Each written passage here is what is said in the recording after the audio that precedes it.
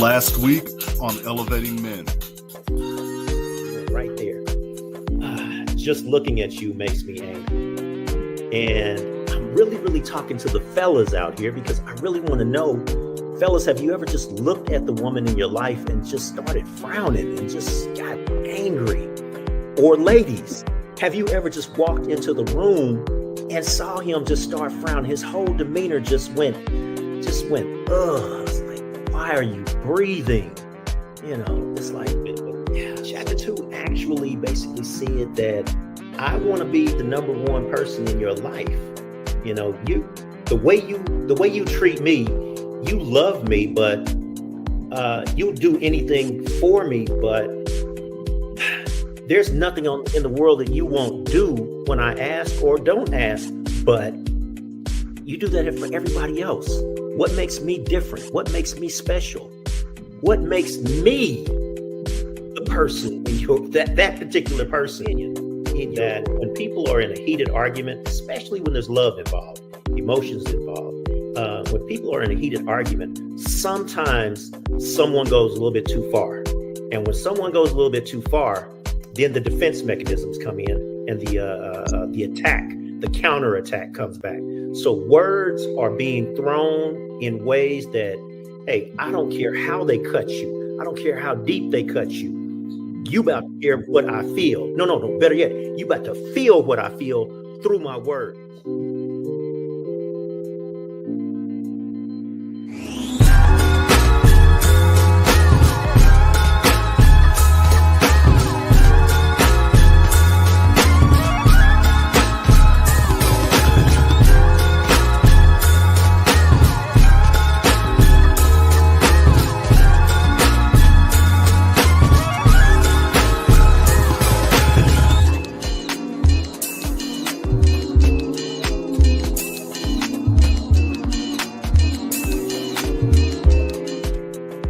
Good evening, everybody, and welcome to Elevating Men. Listen, last week the show was fire. You got to go back and watch it. You can check us out on YouTube at Elevating Men. We are in the midst of our book club where we're going over 10 reasons why I refuse to say that I love you. It was written by A.L. Boykin, who's my partner in crime over here. But we also have a new special guest.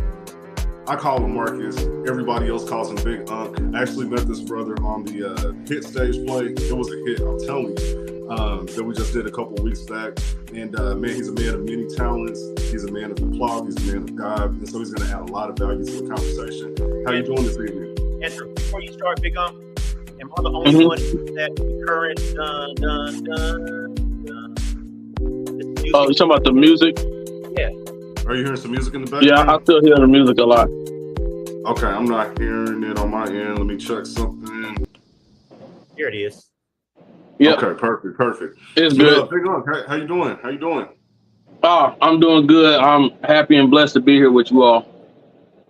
Love it. And so we're going to jump right into it. Don't want to delay. If you're already tuned in, make sure you share this with your network. This is going to be a great conversation. We're going to really dive deep into how men really, like, the brutally honest truth about how men view relationships and why they end up falling apart and not working in the long run. And so, Big Unk, I sent you a copy of the book. I know that you watched last week's show. Give us your perspective. What's your take? Any questions? Any comments? How much of myself am I allowed to be here? 100%. Okay. Hand me the remote. So I feel like it hit a lot of truths, while at the same time, this is just my own phrasing, and it's not to the other one. It's not to take anything away from anybody, but it kind of takes a Tyler Perry approach to manhood, where we see a lot of the magnifying glass being put on the man in our negativity, but it's not too much being put on the men that have already accepted or grown past the obscurity that we've had to deal with growing up.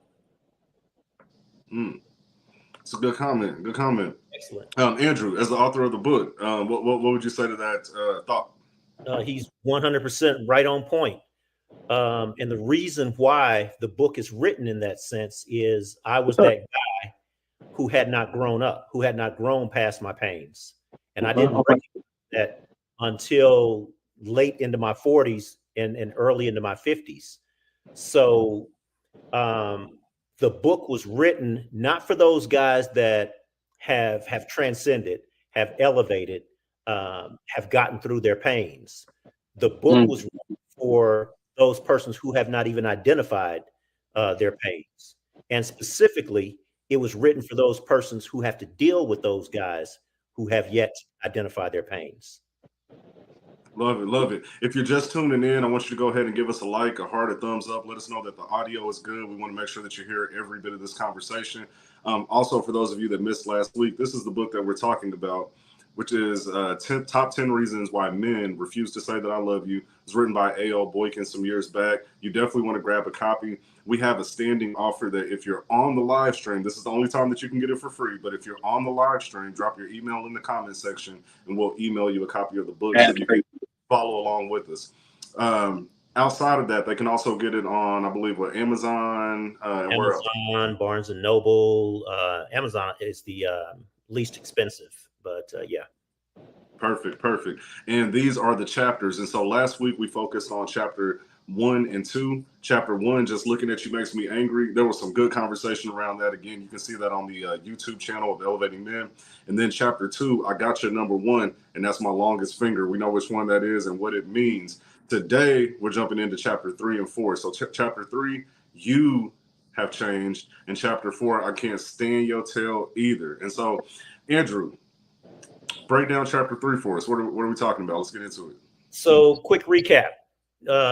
Chapter 1 talked about my lust, and that lust was for peace, P-E-A-C-E. Yeah.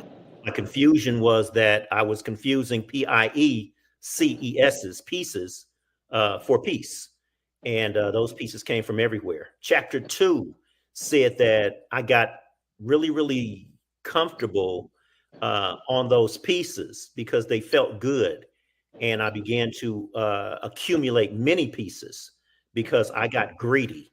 I liked those pieces and what they were doing for me. Now, chapter 3 says that you've changed. And instantly it goes into, for those who are following in the book, let's see here. Chapter 3, where are we at chapter 3? Chapter 3 basically starts out saying how, your sexual performance has changed. You don't even give me that cockeyed look anymore. Me and you, we were like getting it in when we first met, and all of a sudden, everything just dried up. Okay. You've changed. You have, not me. You've changed. So let's start there. Let's sit there for a second. You have changed. So I talk to a lot of men and they say the exact same thing. When we first meet, it's hot and heavy. Look, anytime I want it, I can get it. She's always affirming me. She's, boosting up my manhood, blowing my head up. And then as soon as you get comfortable, maybe you move in, maybe you get married, whatever it is, all of those things tend to stop. And so for the ladies that are tuning in, if you could just drop in the comment section, have you ever been that woman that, hey, when you were hooking them, when you were reeling them in, it was whatever. But then as soon as the commitment came in, maybe some things changed, and we want to know what that is. We're looking for some insight. And so, Big Unc, I'm going to go to you since you're the guest. Have you ever been in a situation like that, and what do you feel the root cause of it may have been? Yeah, so quite honestly, my philosophy is that people. So my philosophy is that people don't change.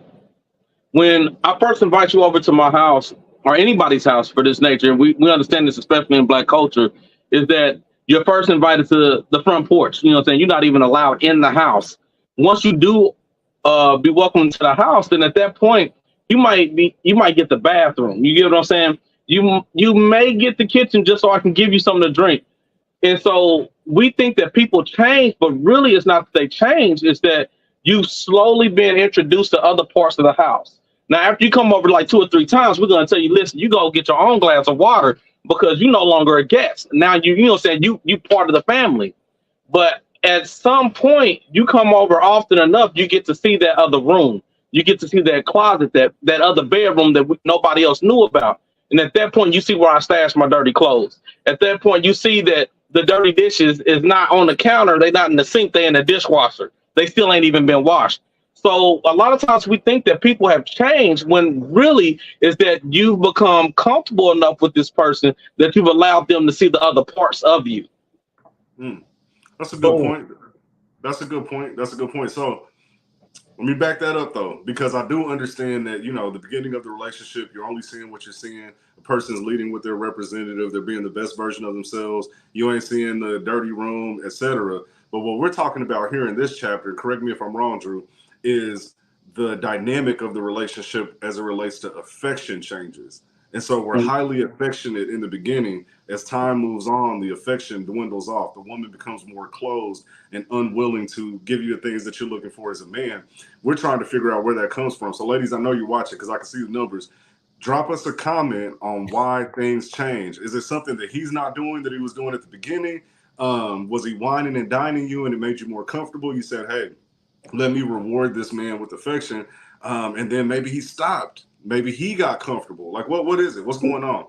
So I want to give a shout out to Rhonda Carter. Always appreciate your support. Thank you. God bless. Got a comment here from Tammy Martin. She's also a great supporter. We appreciate you as well. Let's get her comment here on the screen. Okay.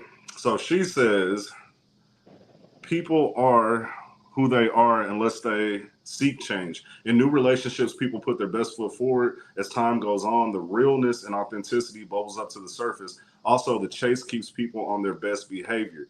And so that was part of what I was saying. Like, as men, are you noticing that we stop pursuing after a certain point in time? Do we feel entitled to your affection? What's going on? Niecy Houston, what's going on, auntie? That's not my real auntie. That's my play auntie, but I love her. She said, therefore, you stopped hunting me. I get it. You took me for granted. Okay. So, men, what's going on with us? What's going on with us? Why do we change? So I like exactly the analogy that Big Unc used, inviting me to the front porch. I might take you to the guest bathroom, the kitchen. That's where I do all my magic. But I'm not letting you into the house. I'm not letting you in. Correct. That 20% is where I got the wine, I got the strawberries, I got the chocolate sauce that I made. Yes, sir. And it might be a beautiful starry night, so we're gonna sit out on the porch and swing, while I'm feeding you strawberries, and you just gonna be like swooning. Yes, sir. Yes, sir. Because that's my 20%. But I'm not letting you upstairs. I'm not letting you in the basement. I'm not letting you inside yet. No. Correct. Yeah. Now, this is something I got to address because somebody asked me. They said, man, y'all been talking about relationships a lot lately. This is Elevating Men, and y'all supposed to be talking about mental health. And so I just want to address that really quick. We believe that strong men build strong families, and strong families build strong communities. And the family is created by the unity between a man and a woman. And so until we can really fix relationships and what we see on social media, the bickering back and forth between men and women, we're not going to have a strong community. And so relationships are important. We got a comment here from Renee. Can I address that before you get that comment? Absolutely. So to give you an example of why the book, another reason the book was written, we also talked about in Elevating Men in episodes before, how women actually discover that they are in relationships with men who still have their 5-year-old pain inside of them. And when I'm talking about not 5 years ago, but that 5-year-old that they still have not addressed. And that 5-year-old pain turned into 10-year-old pain. And that 10-year-old pain turned into teenage pain. But it all escalated, and he masked it so well. And she never realized that she was dealing with a grown, young, pain-filled man or a grown, pain-filled boy. And that is the health that we're trying to address also about regarding our mentality. This book is a journey into that mentality, so to speak. Absolutely. Absolutely. I was on if I could. Yes. Here, top me off.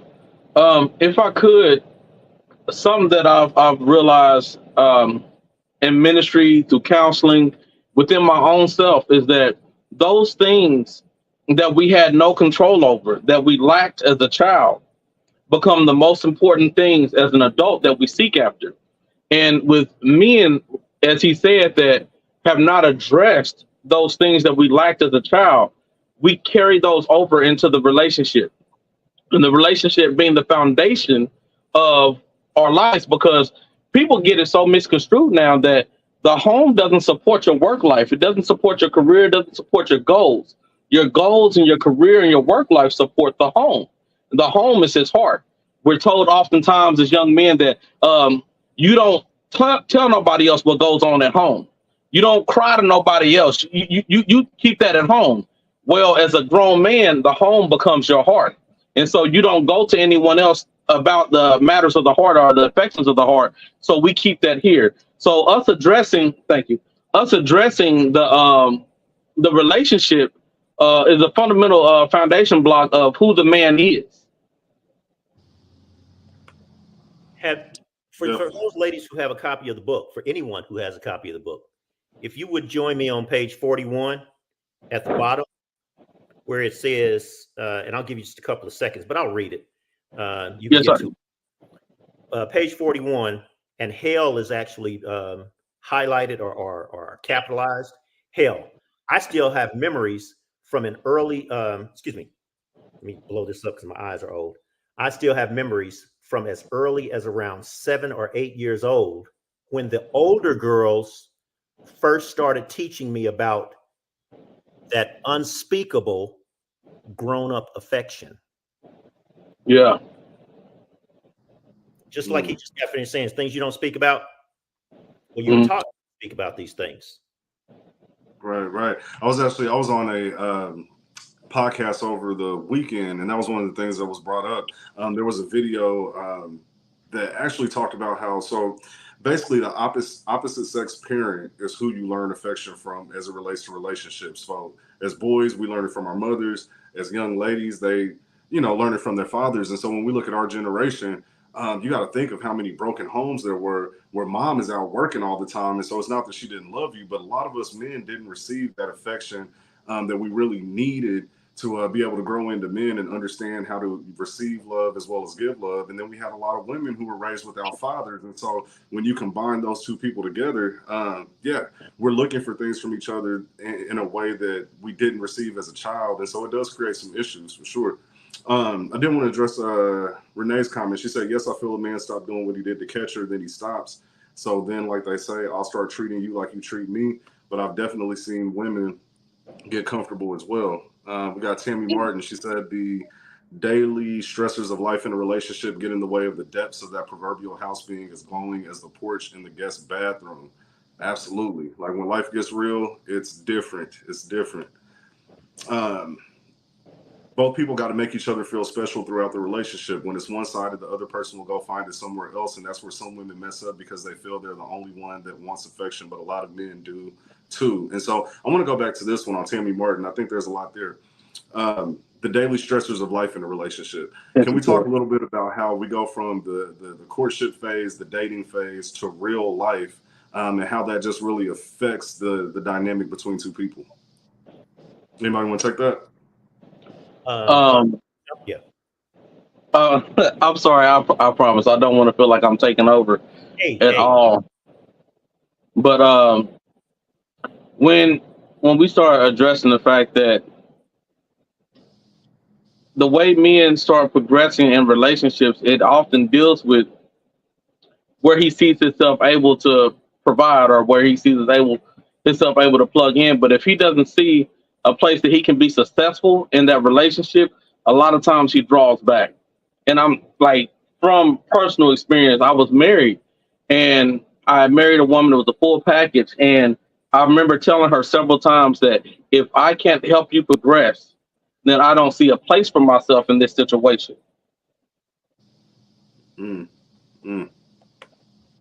Definitely. I've heard women say that, there's a difference when, I'm picking you up, I'm taking you on a date. I'm not seeing all the stresses of your life. When we get together, we're each other's escape. But then when you combine households, now you're seeing, like you said, the dirty clothes, you're seeing all the stress. Me just coming home from work from a long day, I'm tired, I don't have any energy. And so it's not, like you said, that we're seeing a new person, we're just seeing more of the person. And we're seeing that 80% of the life that they live outside of the 20% when we're dating. So remember, Yeah. in addition to that porch and the daily stressors of life, remember, chapter 1 starts out saying that I am in search of peace.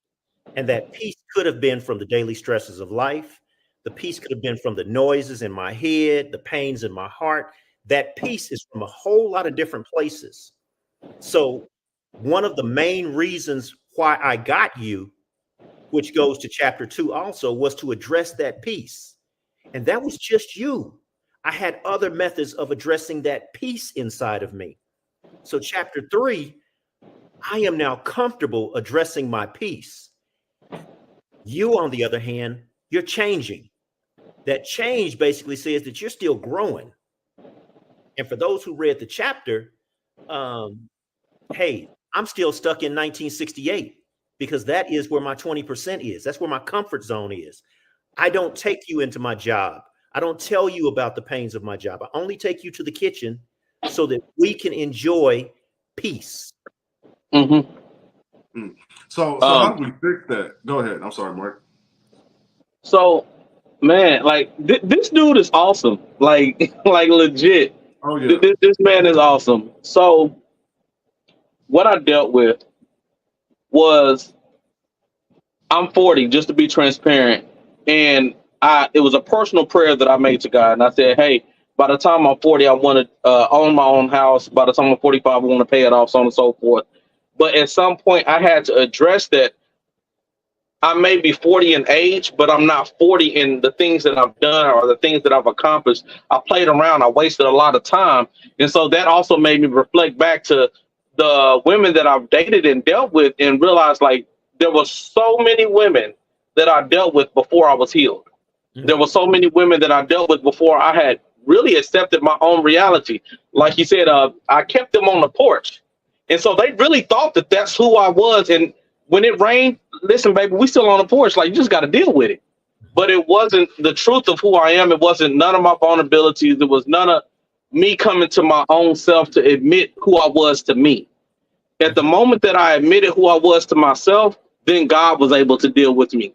Then the rest of society was able to accept me. Then I realized that there was all these opportunities that was out there waiting for me that I hadn't taken advantage of, but I first had to deal with me.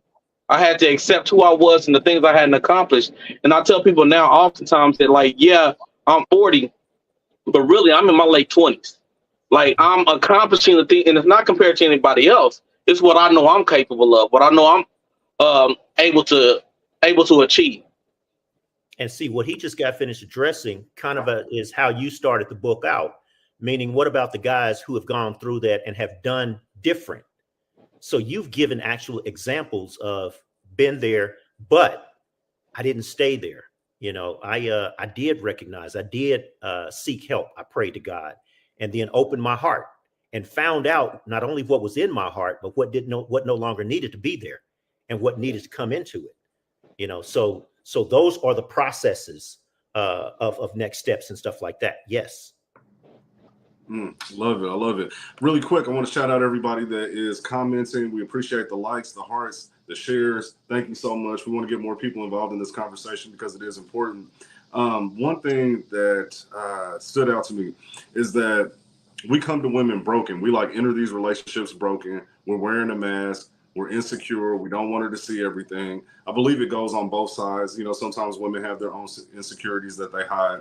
My question is, if we are transparent, and this is for the ladies that are watching, if we're transparent and the man says, listen, I'm broken, there's something I need to heal, there's some things I need to get over, there's some maturity that I need to experience, I need to grow, but I want to grow with you. Are you all looking for a man who's already there, like 100% there? He's coming to you whole, complete, and ready to move forward? Or are you willing to grow with someone? Because I see a lot of commentary on social media that says, hey, come to me whole and ready. I'm not trying to do a build a man project. And for the men, while they're commenting, for the men, have you found that when you are transparent and open with a woman, how is that received? Well, it's been said several times that no woman really wants to hear you complain or, you know what I'm saying, unload. Bishop said it best. He was like, See, oftentimes people can be the dump truck. Don't dump your trash on my lawn. And so being transparent, if you're not careful to the wrong person, they only see it as you unloading your trash on their lawn instead of them seeing your vulnerability and you accepting them further in to who you really are. Marcus, if you can, if it's too much, don't worry about it. But if you could maybe turn on your lights so people can see you a little better, that would help. Real shout out to Mike Patton, the fit pastor. That is our boy. He's a part of Elevating Men as well. Thanks for tuning in, brother. We appreciate you. Ivory Terry, she was also in the play along with Big Unk and myself. She said, "Hey, family, love y'all. Is this a good time to be saying love y'all?" It's always a good time to say love y'all. We love you too. So thanks for tuning in. And so what we're talking about, for those of you that are just popping in right now at this part of the conversation, is it okay for a man to be transparent about his vulnerabilities early in a relationship? Is that a turn off or a turn on? No. Do you want 100% honesty that he's building and growing, or do you need a man who's already whole and complete? We want to know where you guys feel on that. Got a comment from Tammy Martin, and I got you, Andrew. People who aren't used to peace, as in most of us due to our family or life trauma, tend to unconsciously do things to get their body, emotions, heart back to a place that fits into what they've come to know as their normal. Dysregulation and chaos are their normal. That's deep. That's deep. Andrew, what was your thought? So I forgot exactly how we talked about this, but on the top of page 72, I think we were talking about, anyway, I'm going to read this because I forgot how the lead in was. But I expected and demanded that you still feel the same way you did about me when we first met 30 freaking years or 20 freaking years ago. I also expected and demanded that you silently and constantly enable my choice to remain the dinosaur. Damn it. Hold on. To remain the dinosaur. I also expected and demanded that you silently and constantly enable my choice to remain the dinosaur that I am. Yes. This is my truth. Hell, I don't blame you one bit. I don't even like my own lazy ass now. Now that I'm looking at myself this critically.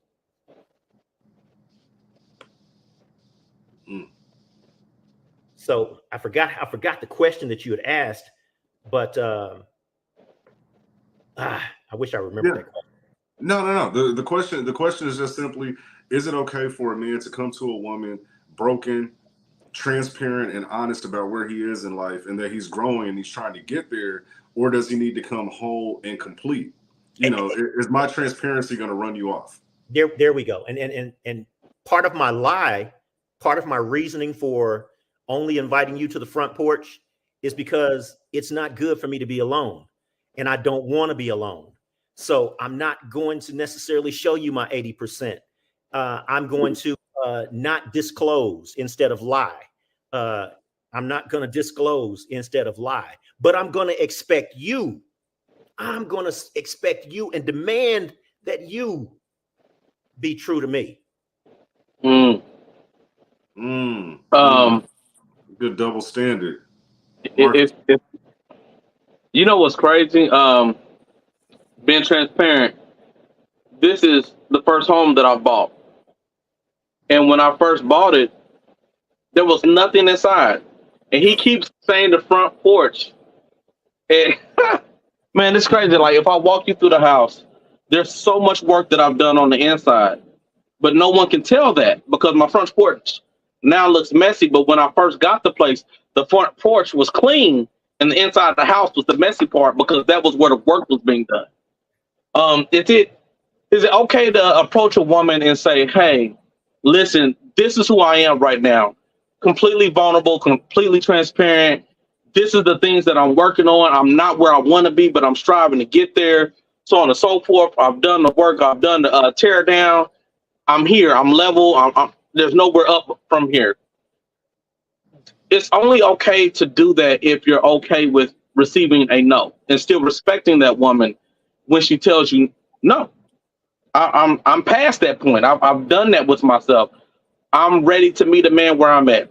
And that's okay. She has that right to to exercise, saying that right.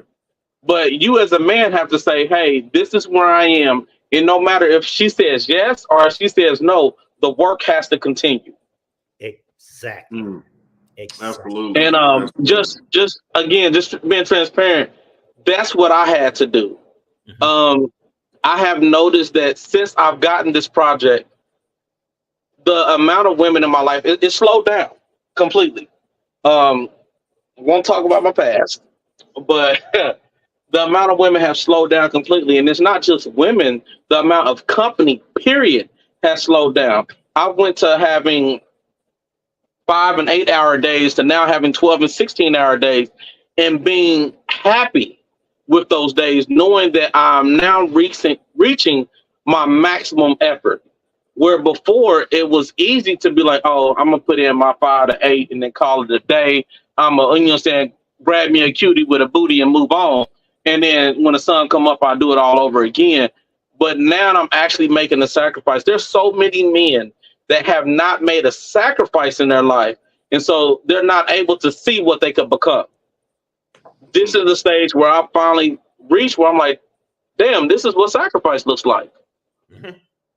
Man, that's true. There's a Miles Monroe video where he talks about work before the woman. And it talks about how you need to be actually working on something and building your life before you go and pursue a woman. Because as we talked about last week, you need to have a plan that you're bringing her into. If she's supposed to be your help me, what is she helping you with? And so, man, I love that you're at that point, and that's something that it took a long time for me to understand as well. I don't want to let the people in the comment section think that we're leaving them alone because this conversation is about them too. It's not just Yes. us. They're here with Yes. us. And so, Tammy Martin. So the question that I asked, and I'm going to run down the list because a few people responded, was: is a woman willing to grow with a man, or does he have to be complete? If he's transparent and he's not where he needs to be, does that make you run away? Tammy Martin, she said, we're nurturers by nature. None of us are complete. And if we claim to be, then we're lying to ourselves. I 100% agree. Rachel Ecred, thanks for tuning in. We appreciate you. No, growing together is important. No one comes perfect. We got Renee. She says, I can do broken, but I'm not going to keep getting hit with wounds that I didn't cause, especially if I'm trying to show you I'm not hurt or the one that hurt you. That's a Yeah. big point. Big point. Nico Baker, thanks for tuning in. She's on the board of Lifted KC. That's a partnership that we absolutely value. So we appreciate you tuning in. She said there needs to be a plan and action taking place because most of us are not completely healed. It is okay. Absolutely. Mike Junk, what's up, nephew? That's my big nephew because dude is it's a big dude. But he says if you ask my age group, it's not acceptable. And so I would encourage you, Mike, if you could give us a little more context about that. I know what you're talking about, but for the audience, give us a little more context. In my age group, it's not acceptable. I know social media, if you get into that conversation, if you buy into it, it tells you that as a man, if you ain't got a six pack, you're 6 foot, you're making six figures and willing to spend it all, then we don't want you. That's what social media says. So give us some context there. Renee, she said, learning each other's love language is very important because that's how a person can show they love you. Let's stop right there. So in the book, Drew, you talk about sex expression. And so, in this part of the conversation, I want to dive a little bit into: can we connect sexually too soon in a relationship and then it clouds our judgment or it creates expectations that shouldn't be there? Um, how does that play into all this conversation about meeting someone early on? You're wearing the mask, you're not showing them the whole house, you're not showing them who you really are. You're giving them that 20% that looks good, the 80% they don't know about. Does sex blind us? So sex is not the blinder. The medic or the feeling that I get from the sex is the blinder. That's the medicine, or that's the result of the medicine. And when I say that, meaning we talked about can a woman help? Can you expose yourself and say, hey, this is what I'm building? Will you help me with it and all that sort of stuff? With men, I'm sorry, with I. This is why I crossed out the word men on the front because I can't speak for all men. But on page 73 of the book, you see deep down inside, I know that the more time you spend with me, the more of that ugly 80% of me will surface. And then you will eventually grow tired and frustrated with me, just like I did. So before the other side of me is revealed, I jet. I either jet mentally, I jet emotionally. I haven't jetted physically because the sex is probably still good. In fact, before I even step to you to say something to you, or to lie to you, or to scheme on you, or scheme on getting you, I develop an exit strategy and an expiration date before I even invite you to that front porch. So that my point is this: even if I am inviting you into my house and showing you what I need, what I'm working on, what I am building, I still did not use the word we. I still did not propose where you enter into this. Only what kind of help you can give me. So that might mean that once my house is complete and you've helped me, that might mean that you never was that woman I envisioned sitting by the fireplace with me. So now I have a new dilemma on how to get rid of you. Okay, so this one, this is a tough one, but has anybody in the audience have you experienced that? What are your experiences? Let's talk about it. Marcus. Yo, like this dude, he really digs deep. Talking about when sex becomes a major player in the connection in the relationship, and the thing that I keep paying attention to is that this man in this narrative has still kept this woman at bay. She's still on the front porch. When sex becomes a major player, a lot of men are not willing to admit that this is the only, and I heard you say this on the previous podcast, this is the only piece that I have. This is the only piece that you give me. And so with that, it a lot of times it's hard, but a man will never actually like come to you and say like, yo, this is the only time that I feel any type of relief from life. And that needs to be addressed. If you, and it's not a scapegoat, but if you as a woman, the only piece you give this man is in the bed, then there's some things that's been majorly failed. Exactly. No, keep going. I'm sorry. So, did you have more to say on that? No, I didn't want to be a run on that. Talk. Speak your mind. If I talk, I'm gonna tell the truth about myself. So I have often found that sex is an escape. It very much is, and a lot of men. If it was just the men in the house, which is crazy because men don't have a lot of places that we can unleash or dump, you know what I'm saying, anymore. We don't have a barbershop anymore. It's the internet has made the world smaller. So we don't have those opportunities to share. And because of men being absent, whether it's because he's still in the home, but he's at work more than he's at home, so he's not able to be that father or that uncle or that brother that you can go and confide in. And then when you look to the woman to be that mother figure, like he was talking about last week, you don't have any way of being able to say, hey, this is the only time that I get to really be myself. And so a lot of times, even as men, we're not even able to be ourselves sexually. A lot of women have not even heard they man when it comes to something as far as sexual. There's noises that a man will make when he's pleasuring himself that he'll never make when he has this woman in the room with him, because he still has not found that comfort or that vulnerability with her. And if he can't be himself sexually, he can't be himself naturally. And a lot of people don't realize that the sexual and natural is two different things. Just like the spirit realm and the natural realm is two different things, the third realm is the spirit realm, which connects to both. So when we talk about mental health, we're talking about releasing. You just said that we can't release anywhere as men, and so a lot of times we run to sex as a form of expression and a form of release. And so if we look at our women as just sexual objects, that's a part of the problem. And I believe that there are a whole host of issues that stem from that. But let's talk about other ways that a woman can help soothe that inner beast within a man.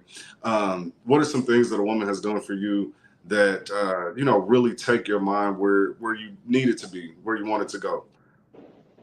This right here. Bro, man, listen. Hey, ladies, listen. This right here. Dude, I was telling one of my homeboys. I said, listen, if she don't never dude, rub your head, she don't probably like this you. right here, Man, dude, yeah. dude. So Talk about it. for me, I have a very colorful past. I've pimped. I've been accepted as an apostle. I've ordained as a pastor. I've ministered in so many different ways. Ran my own business, ran other people's business. Been in the military. Like I've done so much, but there's so much that I'm ashamed of. If I've just been transparent, there is a woman right now that has nothing financially to offer me. The thing that I'm holding on to is that from day one, the day I met her, she allowed me to be me. I could tell her every thought that I had. And listen, anybody that truly knows Big Unc knows Unc is Unc. Like, bro, like I'm everything you think I am, if not more. But this woman heard everything. And she thought even the greater of me because of the things that I was willing to let out. And the more she was willing to receive, the more I was able to tell her.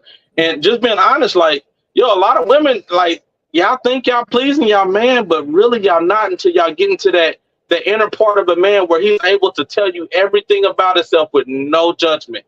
I just told a young lady earlier today that respect is given and honesty is earned. You won't get faithful for free, but my loyalty you will get with what you tell me freely. Mike Patton got a comment up here about premarital sex. All right, give me just a second. Let me get to it. For those of you that are just tuning in, we're going through the book 10 Reasons Why Men Refuse to Say I Love You, chapters 3 and 4. What are chapter titles for 3 and 4? I don't have it in front of me right now. Chapter 3 is You've Changed. Yeah, that's where we're at right now. That's where we're at. Okay, so Mike Patton, I got his comment now. So it says, the Bible says, he that finds himself a wife finds himself a good thing and is in favor with the Lord. For the Christian, the very first thing he should ask, Lord, what is it you have for me that will supply all I need that's in your will? Not my will, but let your will be done. Most men I know wasn't humble. I was Mr. Know-It-All, Mr. Alpha Male, who was ultimately going 90, going north, going nowhere. Women, you should ask, where have you been? Where are you going? Where is he going? And that cut off. So there's a limit to the amount of words you can do on the comment. I really am curious how that ended, but what were your thoughts, Drew? No, I was talking more so about the premarital sex, how it brings about preferences and you pass them on to other women, especially when you have nice women in your life who are helping you rearrange and fix and accommodate and update that house once you finally let them into other rooms, but yet they will never be the woman of that house. And they will always wonder, why am I not good enough? Why? What's wrong with me? And then in the next relationship that they get into, they're beat down from that. I know I'm not good enough, but let me just keep giving. And you just see it in their eyes, even when you approach them. Yeah. So let me add to that a little bit. So are you saying that a lot of times men get into relationships or situationships with women knowing that they have no intentions of making them their wife? It's not going to get serious. No. But the woman may not. What are you saying? I'm not saying that at all. I'm saying not men. This guy. I can't speak for all men. I just know that because like Mike said, I don't know where I'm going. I don't have a plan. I'm still mired in my shame. My house it doesn't even have furniture. I don't want you to see what I'm not. I don't want you to see what I'm not, because if you see what I'm not, you're going to see what that other guy is. Okay, that's big. Like we talked about last week, like you don't even want to take your woman to certain places because she's going to see the man that's actually doing everything that he needs to do and compare you.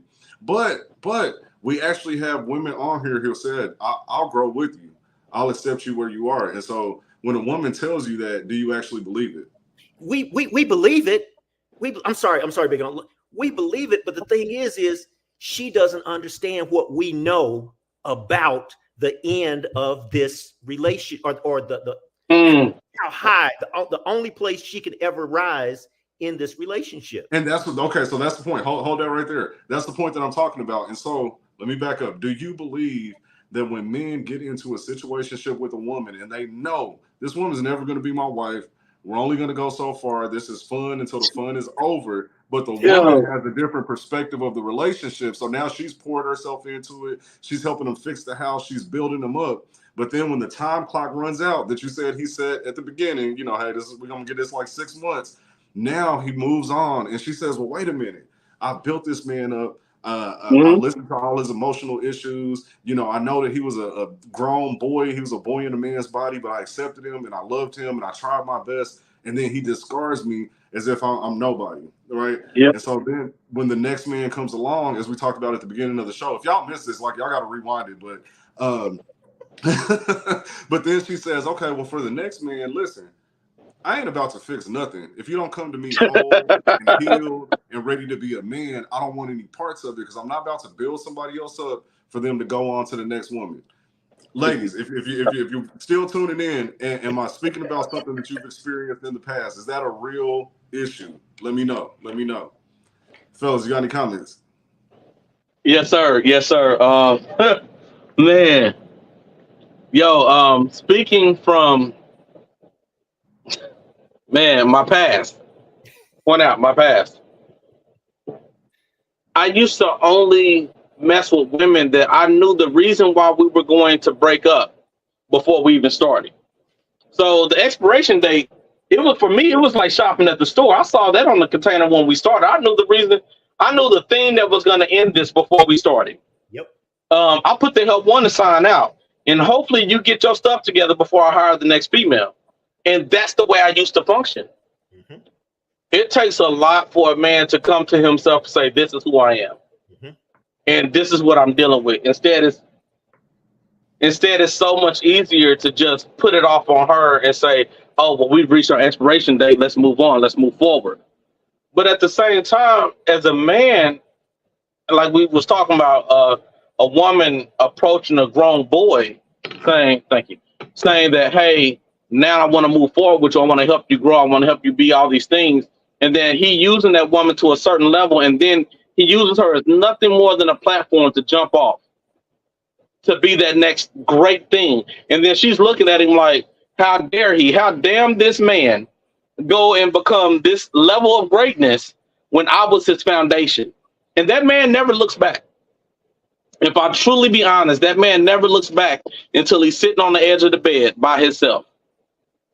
And we've seen a lot of great, I don't care. Steve Harvey has a track record of women that we've seen he's gone back and made them sign contracts to where they can't say anything. But he went back to date them just to say that he conquered them.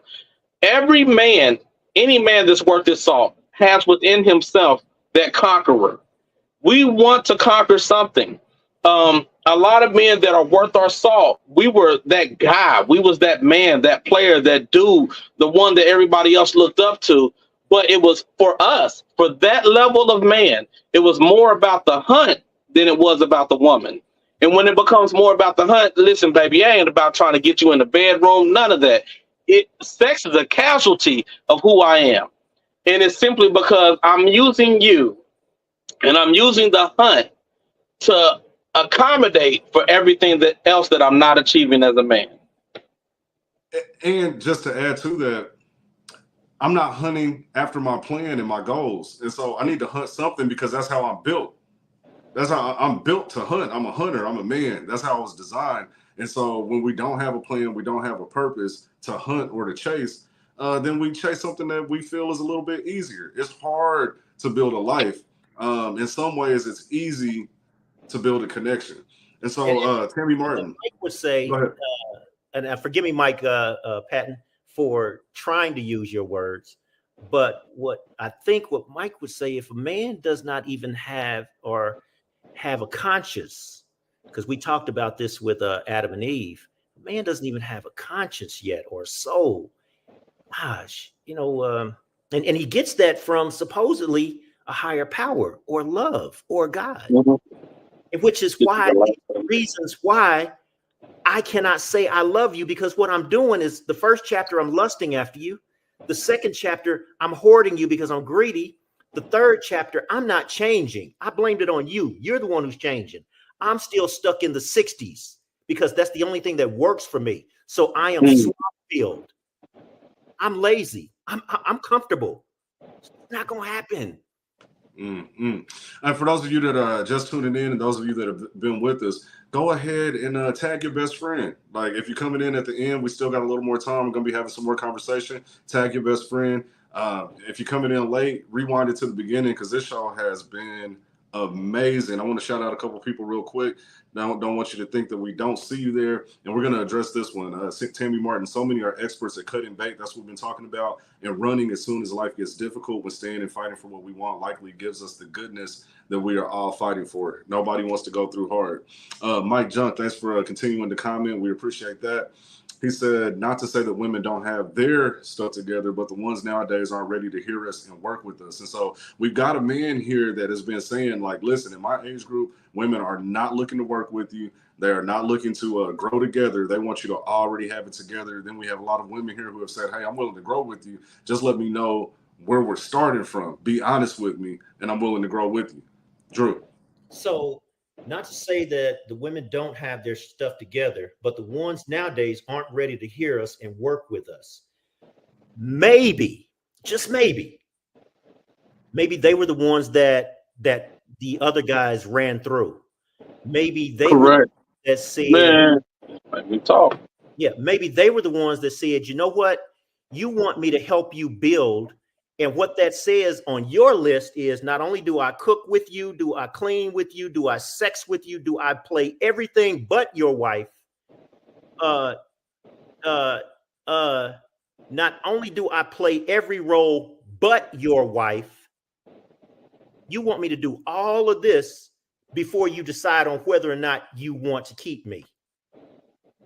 Now, let me ask. I'm asking you guys and the audience. Yeah. So I'm gonna throw a question out there, and then I want you to comment, Marcus. But I want to keep the comments going.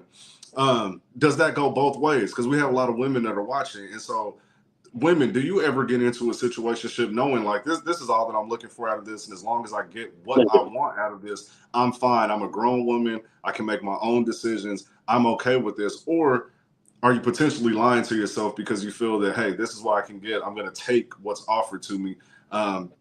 Because that's just what it is. And so I definitely want to hear those comments. Marcus, what'd you have? So to hit that real quick and then go back to the other, my body count is crazy and it's nothing that I'm proud of. Actually pretty ashamed of, but I'm not looking to add to it. And that takes me back to the other comment, which is that a lot of us women don't realize that the man that you're looking for is not looking for you. Oh, damn. If he's already accomplished and got all this, that, and the other, you ain't it. Just off tops. Listen, I've been on top several times, and when I got there, I didn't want nothing I was already dealing with. I didn't want nothing that I've already passed up. I didn't want nothing that already turned me down. I was looking for the next, and the next was not any woman that had her stuff together. The next was the woman that understood me, because I've already accomplished everything else. So as a woman, if you can't meet a man and say, hey, I'm willing to do the work with you. I'm willing to, matter of fact, go back to Pastor Mike Patton's comment, which was a scripture where the scripture states, a man that finds a wife finds a good thing and obtains favor from the Lord. We have to understand that woman is already a wife. The man becomes a husband, and the husband is nothing more than a provider. But him being a man, the Bible tells us that a man, the steps of a good man is ordered by the Lord. So if his path is not directed by God or by a higher being, you know what I'm saying, we're just keeping this platform open, then he's not going to be the one for you, because nobody tells him he's right or wrong but himself. And whatever feels good to him is what he's going to do. Oh, my God, y'all didn't tell me that this was out like that. So, listen, I'm big about how I look. Y'all could have said something. But if that man has nothing that's directing him but himself, that man ain't about to take y'all nowhere. The man finding a wife and that wife being a good thing, she's already a wife. She's already in a position that she's ready to add to. Matter of fact, not even ready to add to. When Moses found his wife, she already had a well. The well needed protection. If that man cannot come into your life providing the thing that is already lacking, that is in place, it has to be in place, but lacking a piece, then that man is not going to be part of your life. That man is not for you. You need to find the next man that has that part that's lacking of the thing that you've already established. When Moses came to the father groomed him so that he could be a groom. A groom simply means that he washes her up and brushes her off. So he makes her the best presentable piece of what she already is. And too many times men are not ready to do the work of presenting that woman as the best possible thing that she already is, because he still haven't found the best possible thing that he is. Moses knew that he wasn't a great man, but he knew he was a great warrior. Moses knew that he wasn't one to tell the truth, but he knew he was one to cut your tongue out for not telling the truth. Moses knew that he couldn't talk, but he could appoint somebody else to talk. So even if we, oh my God, if we look at that, we see that Moses knew that when he found a woman, that he had to find a woman that could speak for him when he couldn't speak for himself. Moses knew that he could find a woman that could be honorable enough to say that, hey, these are the things he's not good at, but this is what I provide. And Moses had no issue with acknowledging that. Moses' issue was never that. It was always the things that she never addressed. And we as men, when we don't allow our women to rule with us, then we allow our pain to rule over us. I'm sorry, I'm a digress. I don't want to be too preachy. I really don't. We need to pass the offering plate on that, because you just got us in trouble. Bro, mic drop. I ain't even got nothing to say. I ain't got nothing to add. I ain't got no questions. You said that, and I agree. So you know we didn't get into chapter 4. I apologize. I didn't mean to do that. I promise. Oh, you did. You did. Don't apologize. Don't apologize. No, my Sunday's coming. My Sunday is coming. Yes, sir. Nico Baker, she said, rub head, check. Yeah, Nico, I'm telling you, dude, if you really like the man, rub his head, bro. Like, you see what he's doing there? Them forehead wrinkles. That's that stress. That's that stress. You rub the forehead wrinkles. If I can, how would she know to do that? Oh, without the verbal communication, how would she know to do that? So the woman that did me like that, I didn't have to tell her. Me either. Me either. It's an automatic thing. It's an automatic thing. She saw the wrinkles. She saw the wrinkles. She saw it was not natural on my face. She saw that I wasn't smiling. Hold on. Can you back up? You said not natural on your face. Exactly. Because when I'm with her, I'm naturally happy. But today it's like, and she saw that and she said, no way, buddy. Here, let's help. Let me do this. Oh, yeah, there's that face. A woman that's really into you, she's observing. She's observant. She's observing. She knows when something's wrong. Can I be transparent? Yeah. I had a date last night. It was a home date, house date. You know, I cooked. But I told her, I said, yo, I can tell you're not into me, and I'm okay with that. Because there was things that she was not connected into. Like you said, you know, she pulled the wrinkles back. That's because she paid attention. That's because she genuinely cared. But every man, I feel, has a physical key that locks into an emotional key. And if that woman is not truly into you, it's not for you to take offense. As a man, be mature enough to respect that she's not the one. And be gentle about allowing her exit so that you can have room for the one that is. One that will notice that that's your key. I got a question. And this is not a question that you have to answer. Anybody has to answer. Right. Are we gentle about letting her know that she's not the one before or after we hit it? Okay. I mean, I would say maturity would say that's a conversation that we having beforehand. Like, what is this? Now, as a younger man, it would be, hey, like, I got a goal. I'm gonna hit it. I'm gonna achieve that goal. It is what it is. As a mature man, that's a conversation. Like, I think that's something that we do far too often, male and female, is that we let attraction rule our decisions, you know? And so at some point you have to slow down and say, hey, we're two mature adults. Let's talk about what this is and what this isn't. And from that point, in my opinion, whatever happens at that point, hey, you've made your decision. I've been open and honest with you. You've been open and honest with me. We're two adults. It is what it is. The problem comes in when there's lying. You know, there's oh, go ahead. Go ahead. So who lies first? The guy who's at the grocery store and reads the expiration date on the milk before he brings it home, or the woman that says, "I'm gonna give man, him can I play with that before it spoils"? Can I play with that? Go for it. Those of us that actually, Lord, you are good. Thank you, Jesus. So those of us that actually cook understand that the expiration date is not an expiration date. That is a sell by date.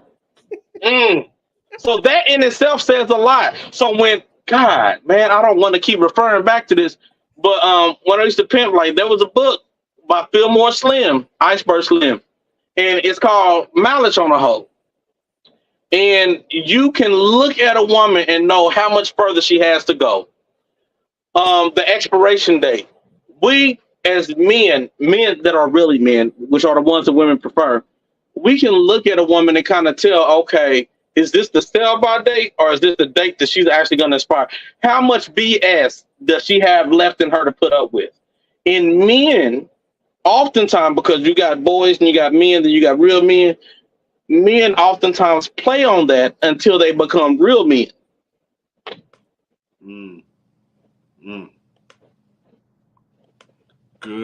Good stuff. Good stuff. Listen, like, actually, we're a little bit over our time. Like, we can go a little bit longer because there's a lot of comments that we didn't get to. But for those of you who are tuning in, we appreciate all the love and support. Thank you for your comments, your shares. Like I said, tag your best friend. You definitely want to go back and watch this. We'll probably do a replay tomorrow afternoon for the morning crowd, and so be looking out for that. But Nico Baker, she said it. If you know you're only going so far, say that. And as adults, each can decide. That's maturity. That's maturity. See, Mike Junk, he said, no, there's way more to that. Let me know what you were talking about because these comments were coming in fast, and so I'm not sure what part of the conversation we were at there. LaQuina Renee Bolden, definitely check her out. She's a real estate agent. Follow her page if you have any real estate needs. Thank you for tuning in. We appreciate you. She said, you ain't never lying, and I hate it. Set a business goal, not a coochie goal. That's right. Men, have a purpose. Focus on chasing your goals and your dreams and not chasing the cat. Yes. Man, that's dope. I like that. Set a business goal, not a coochie goal. So you said expiration date. You said sell by date. She said a use by date, being used. Samaria Hall, thanks for tuning in. She said communication is key. Golden. Absolutely. Niecy Houston, she said ghost afterwards. Okay. She also said you still have to be open to learn each other. All of these are right. Love it. Fellas, what are you thinking? Like, we've talked about so much. Marcus, you had a whole little sermon right there. I was feeling it. I might have to cash out a little something for the offering. But, what are you guys thinking at this point, man? We covered a lot. I think we were in chapter 3 and 4 a little bit, but I think we focused on chapter 3. You guys have any thoughts that you want to get out? Yeah. So right now, if you have not picked up on the theme of the book, right now we talked about lust, and lust is not love. So I can't tell you I lust you. We talked about greed, and greed is not love. I cannot tell you I greed you. We talked about sloth. So I cannot tell you I'm lazy for you. And the 4th chapter is envy. You know, I envy every man out there that I am not, and I do not want you to see him so that you will compare me to him and leave me. None of those are love. All of those reasons I thought was the way that I was expressing my love. Absolutely. So listen, we're going to wrap this up right here. We are still in this book next week. So Monday, 8 p.m., put it on your calendar. I'm going to create an event page. I'll send that out to all of you. But look forward to coming back next Monday at 8 p.m. If this is the only show that you saw, this is the second in this series. And so go back and watch last week. You can find it on the Elevating Men Facebook page. You can also go to our YouTube channel. Just type in Elevating Men in the search bar. You'll be able to pull that up. If you want a copy of the book, our deal is if you're on the live stream, all you have to do is put in your email address and we'll send it to you. Otherwise, you can find it online at Barnes & Nobles or Amazon.com. Big lump. Yeah, I just wanted to say that honestly and truthfully that I'm not a big reader. I read articles, not books. But a good book to me is one that you can disagree with and it still pulls you to read the rest of it. And honestly, I wouldn't say this about many. I man, but this book is a book that even at the points that you disagree with, it'll pull you to the next paragraph. So like most definitely like get this book. I hate that I had access to it freely. It's definitely more than worthy of being paid for. And quite honestly, even being a minister of the gospel, being an apostle, being an elder, being, you know what I'm saying, all of that, it is something that could even be a teaching tool in the church because a lot of times we cater to the women, but we need to build up that man. And this is a book that truly deals with building up that man, whether it's points you agree with or disagree with. Thank you. Thank you. Nisi Houston Absolutely. made a comment. She's on chapter 7 already. Anybody reading the book? As we're Stop going, skipping ahead. as we're going through the book, if you have comments, if you have questions, you get on a page and you want us to talk about it, please say, hey, you said this right here. I experienced that, or I know somebody who experienced that. What are your thoughts on that? How did you feel? What was going through your mind when this happened? Let's elaborate on whatever you have thought about, because we're only talking about what we think is relevant. You all have experienced our pain, so let's talk about your experience of our pain too. Yeah, and while we have this comment up here, for those of you who don't have a copy of the book, I just want to give you a quick preview of what you may be missing. And so I'm going to pull up the table of contents here, and we're just going to go through that really quickly. And so last week we did chapters 1 and 2. Just looking at you makes me angry. Number 2, I got your number. It's my longest finger. We went from that into chapter 3 today. 7 chapters. You need to stand the fuck down. And chapter 4, I can't stand you either, which you just gave us a little bit of context on that. Next week, we are going to do a recap. And so we're going to talk about a little bit more about chapter 4 because we didn't get too deep into that. But the focus will be 5 and 6. It ain't even about you. And number 6, I'm not your roommate. That is a good one. That is a good one. Chapter 7, that's where Nisi Houston is. You need to man the F down. I think that one's going to get pretty heated, so I'll be looking forward to that one as well. Chapter 8, give me one good reason. Chapter 9, I don't believe you either. And chapter 10, D, anger, danger. Man, this is a good book. This is a great series. This is the beginning of the Elevating Men book club. And so this is something that we're going to be doing very regularly. We're going to pick a book every month and we're going to go through it and have these types of conversations. We want you to follow us along on this journey. So if you have any men in your life, there's something that I need you all to do for us.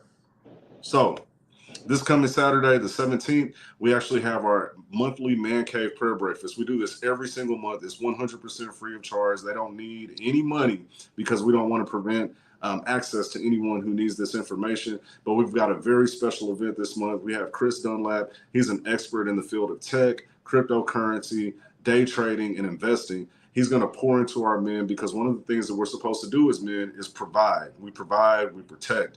But provision is important, and he's going to help us learn how to do that at a higher level. It's 100% free of charge. Again, we're going to serve breakfast, and then we're going to get into that content. The phone number is on the flyer right on the screen. You can also go to the Elevating Men page to get more information. Have them RSVP. We'll have a seat for them, but we don't want them to miss out. And so make sure you share that with the men in their life. Unfortunately, it is men only. It's the Man Cave, but you have men in your life that need this information, and so make sure that they get it. Again, put it on your calendar for next Monday. We're going to be back here talking about this book. The other thing, we have another show that we started a few weeks ago on Sunday mornings. It's Motivational Moments with LaRon Barnes. He's a member of Elevating Men. He is a motivational speaker and a life coach. From 9 a.m. to 9:30, him and I unpack ways that you can reach the level of success that you desire in the shortest amount of time possible. And so we give you all the tips, tricks, tools, and everything that we know, and we try to pour as much as we can into it. You can always catch the replays on our YouTube channel at Elevating Men. Follow us along this journey. We have some big things coming up. And the last thing I'm going to announce, I'm not going to put the flyer up yet, but September 28th, be looking for it. You're going to see a commercial coming out here really soon. We're having a mental health town hall. This is an extremely important event for our city.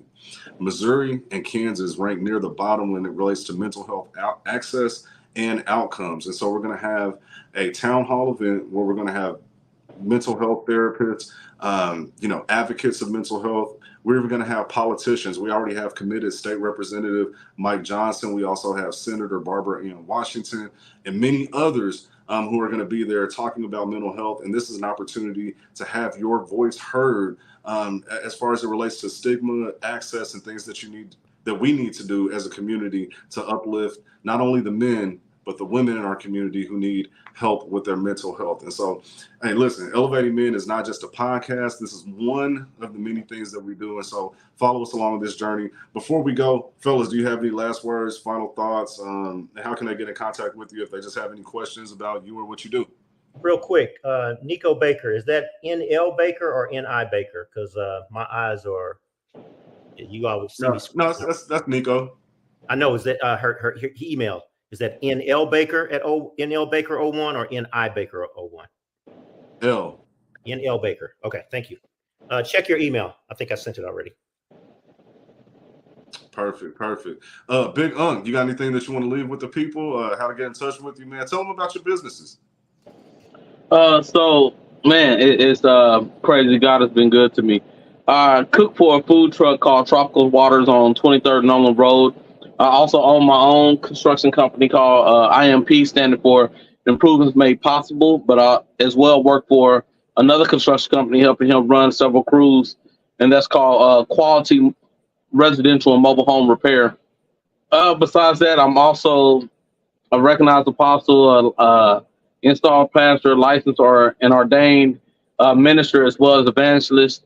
I just love God, and I really appreciate this opportunity to push this. This is a wealth of information that could really help the health of the male mental status. Thank you. Thank you. Yes. Yeah, thank you for all your comments, man. You added a lot of value, and you're always welcome on Elevating Men. So whenever you want to come on, just let me know. I'd love to have you anytime, man. Man, I will most definitely read ahead and be ready for next week. This is great. This is crazy. It really made me reflect on my own self. Likewise. Well, again, thank all of you for tuning in. We still see the comments. Again, for those of you that are still tuning in, tag your best friend, bring them into this as well. If they catch the live stream, I'm gonna go ahead and post this again tomorrow at noon. So lunchtime, if you're at work, grab your best friend, watch this again. If they put their email address, it has to be during the live stream though. They can get a copy of the book for free and still support Andrew, because he poured a lot into this book. And so you can find it on barnesandnobles.com as well as amazon.com. But listen, we are out of here. We will catch you next week. Same time, same place, Monday night at 8 p.m. Be here. We want to see you. Peace.